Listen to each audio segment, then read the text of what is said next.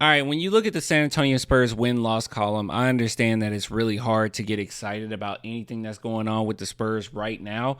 But I have to say, one thing that I think a lot of people are forgetting is what's cooking in the background. I want some rest. Are we having fun yet? So this is going to be a quick video. I just want to take a look at SidyCissoko's stats and just give you my overall thoughts about him thus far. And I really do believe that he's going to be a vital part to the San Antonio Spurs future and what they have cooking. So before we talk about Sidy Cissoko here, if you guys want to support the channel, clanthemerchfan.com, link in the description, or become a patron or YouTube member, only $2 per month. If you don't want to do any of that, please just like and subscribe to the channel. And if you don't want to do any of that, just comment below, Sidy is showing no pity. Okay, Sidy showing no pity. That will really help the algorithm. Anything in the comments helps in the algorithm. Okay, if you want to just send a happy face, that's fine. All right, so let's take a look at Sidy Cissoko. So very recently, he had a game in which he had 20 points, 4 rebounds, 2 assists, 4 steals. He went 7 for 10 from the field, 4 for 6 from 3. And then they added in the free throws, in which I think that's just his average anyways. 2 for 3, yeah, that's his average anyways. But he is really cooking it up. And I wanted to take a look at some of his stats and just compare it from last season to this season. Because as you guys know, he was originally in the G League, and the Spurs went ahead and picked him up in the second round.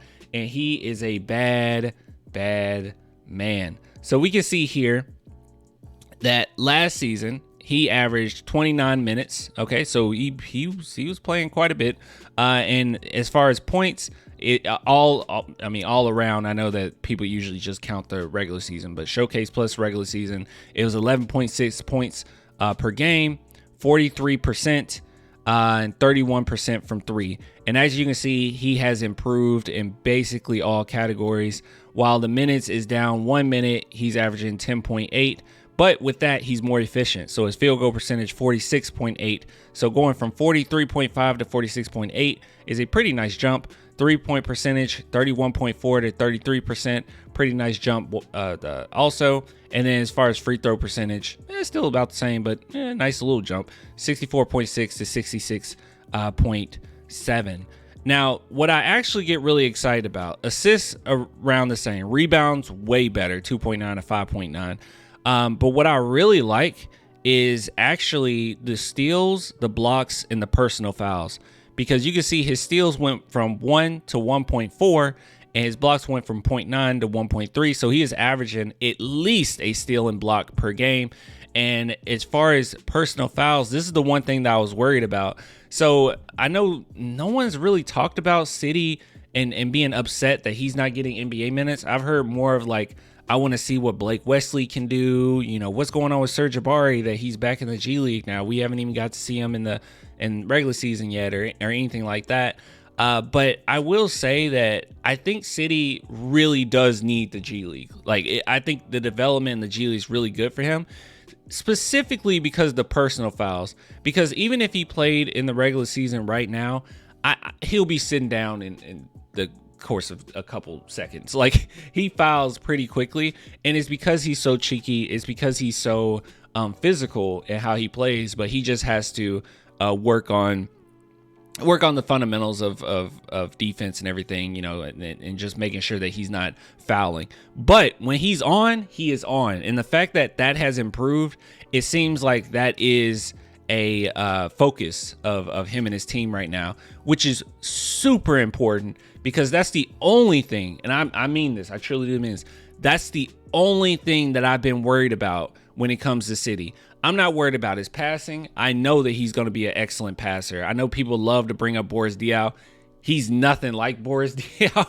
I mean, I guess if you want to just say a passer, a bigger guy that can pass, sure, whatever. But I love everything about him, and the only thing that I was worried about is the personal fouls. It's like, you foul way too often, my guy. But he's definitely working on that, and everything else, if it comes into place how we want it to come into place, he is going to be a bad man. I mean, really bad, to the point where you can even put him in, like, we already know that Jeremy Sohan, he's seeing a lot more on the court than he saw last season, and that's because Popovich had him at point guard for so long. So he's making some better passes, better reads. But Sidy Cissoko, he's another guy that can come in that will be another threat as far as being a playmaker, facilitator, and all that good stuff. You still need a point guard, okay? And I think that the Spurs obviously know that, and they're going to get that, whether it be in the draft or if you try to make a trade. They're going to do that. They're going to get them a point guard, okay, for the future. There's no way they're not going to do that.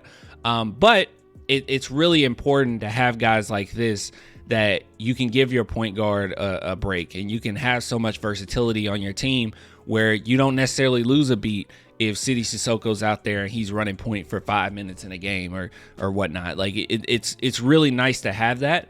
And I think that this is really going to benefit us. So if you guys don't know much about Sidy Cissoko, if you haven't watched a lot, please try to check out at least one G League game. I know that they're not like super fun. I mean, well, they are fun, but they're not.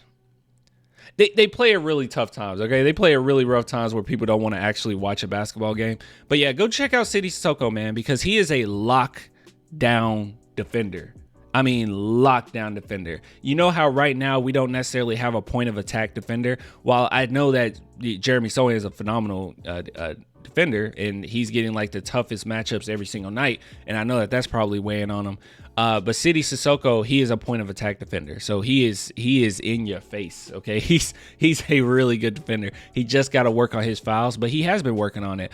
3.4 to 2.1 is a huge leap, and that's the only thing I was really worried about with him. So I say keep letting him cook up in the G League, and once because this is a guy that there's no way, unless the Spurs trade him, which I don't know why they would. There's no way he doesn't become something with the Spurs. Like I truly do believe that he is going to be a big part of this team.